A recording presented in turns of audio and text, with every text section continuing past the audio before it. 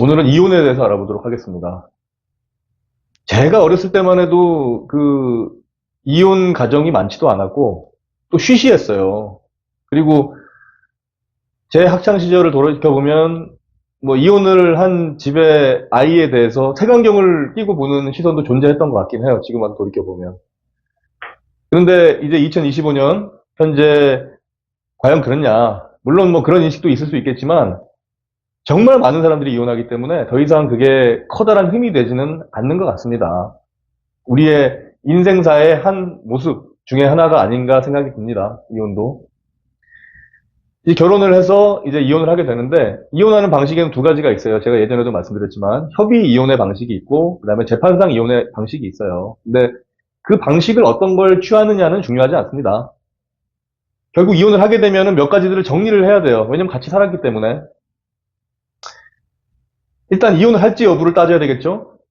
협의 이혼은 뭐 서로 간의 의사합치로 이루어지기 때문에 뭐 그 이혼 그냥 진행이 됩니다. 근데 재판상 이혼에서는 재판상 이혼을 제기하는 측에서 이혼 원인이 누구에게 있는지 그 귀책 사유를 따지기 때문에 경우에 따라서는 피고가 원고는 이혼을 원하지만 피고는 또 그걸 기각해달라 이렇게 할 수도 있어요. 그러니까 이혼 여부가 결정이 안 될 수도 있다는 거예요.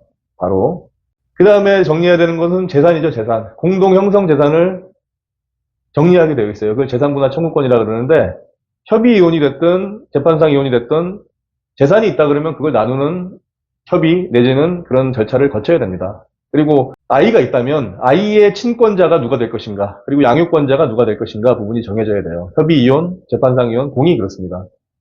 이제 친권자로 양육권자로 지정되지 않는 부모 같은 경우는 아이와의 면접 교섭권이 중요한데요. 그 면접 교섭권을 어떻게 설정하고 어떻게 진행할 것인가에 대한 합의도 이루어져야 되겠죠. 또 이런 여러 가지 부분들이 이루어져요. 보통 이제 이혼이 언제 일어납니까?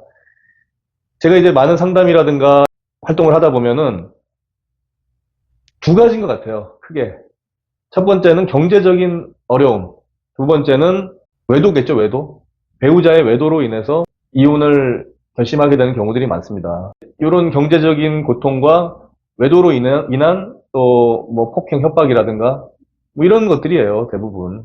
같이 살 수 없는 상황이 만들어지는 거죠. 그리고 결혼이라는 거는 개인과 개인의 만남이기도 하지만 가정과 가정의 만남이기 때문에 또 싸움의 당사자가 아닌 제3자들이 껴서 더 복잡해지고 더 어려워지는 부분들이 있는 것 같아요.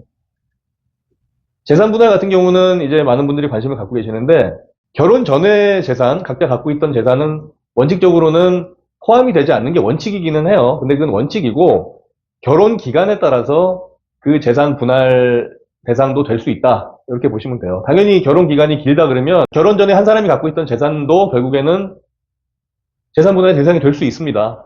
예, 한 20년 넘으면 반 정도 줘야 돼요. 예, 그게 현실입니다. 그리고 아이들 양육에 관한 문제, 친권자가 누가 될 것인가의 문제, 이것도 되게 중요한 문제인데, 친권자, 양육권자 결정에 있어서 가장 중요한 거는 자녀의 복리예요, 복리. 즉, 자녀가 어떤 부모에게 있었을 때 제대로 잘 성장할 수 있는지 여부 등을 고려해서 이것은 부모의 입장이 아니라 부모의 욕심이 아니라 자녀의 입장에서 친권자, 양육권자가 결정돼야 된다는 거죠. 아이가 10세 미만 영유아일 때는 어머니에게 그 친권 양육권자가 결정이 되는 그런 것이 실무의 태도입니다. 근데 이제 어느 정도 나이가 있고 아이들이 청소년기에 접어들었다. 그때도 뭔가 양육권, 친권 문제가 도드라져서 문제가 됐을 때는 아이들의 의사와 그리고 누가 경제력이 더 좋고 아이의 성장에 도움이 되는 환경을 갖고 있느냐 등, 즉 자녀의 복리를 따져서 친권자, 양육권자가 결정된다. 이렇게 보시면 됩니다. 근데 이건 이제 그럴듯하게 하는 말이고요. 사실상 가장 중요한 거는 그 이혼 시에 아이에 대한 사실상의 지휘 감독, 누가 아이를 데리고 있느냐 여부가 가장 중요해요. 왜냐하면 판사 입장에서도 아이들에 대해서 실질적으로 데리고 있는 사람에게 친권 양육권을 인정을 해줘야지 나중에 강제 집행에서 문제가 생기지 않을 수가 있어요. 왜냐하면 아이를 데리고 있지 않은 사람에게 친권 양육권을 인정하게 됐을 때는 그걸 실질적으로 나중에 강제 집행을 해야 되잖아요. 그런 부담이 있기 때문에 현실적으로는 아이에 대한 사실상의 지배를 누가 하고 있느냐, 누가 아이를 지금 현재 키우고 있느냐 여부로 따진다라고 보시면 됩니다.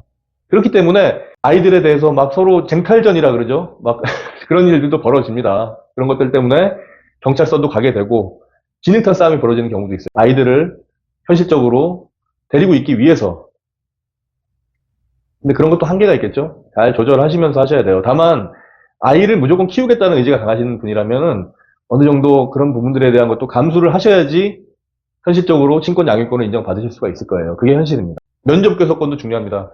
비친권자, 비양육친에게 이제 면접 교섭권이 인정이 되게 되는데 이 부분도 정리가 제대로 되어야지 아이들의 성장과 발달에 도움이 된다.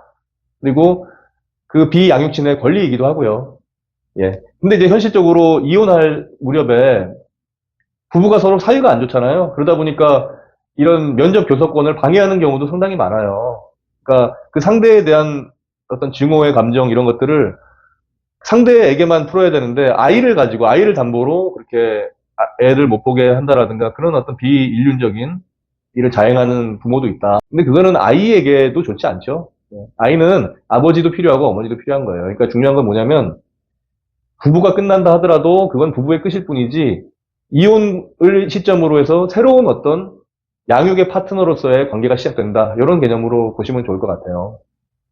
다시 한번 정리해드리면 이혼할 때는 이혼 여부에 대해서 그리고 누가 귀책 사유 있는가에 대해서 판단을 한번 해봐야 되고 둘째로는 공동 형성 재산에 대해서 청산을 하는 재산 분할 청구, 재산 분할 이런 부분들에 대해서도 정리를 하셔야 되고 세 번째로는 누가 아이를 양육하고 친권을 가질 것인가에 대한 문제를 정리해야 되고 마지막으로 비양육친에게는 면접 교섭권 부분도 정리를 해야 된다.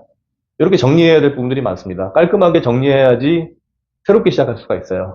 오늘 설 전날인데 아무튼 설 전날 말씀드리는 이유는 설 연휴 때 보통 부부들이 많이 싸워요. 싸우지 마시고 예, 행복한 설 연휴 보내시길 바라겠습니다. 지금까지 박변 통살이었습니다. 감사합니다.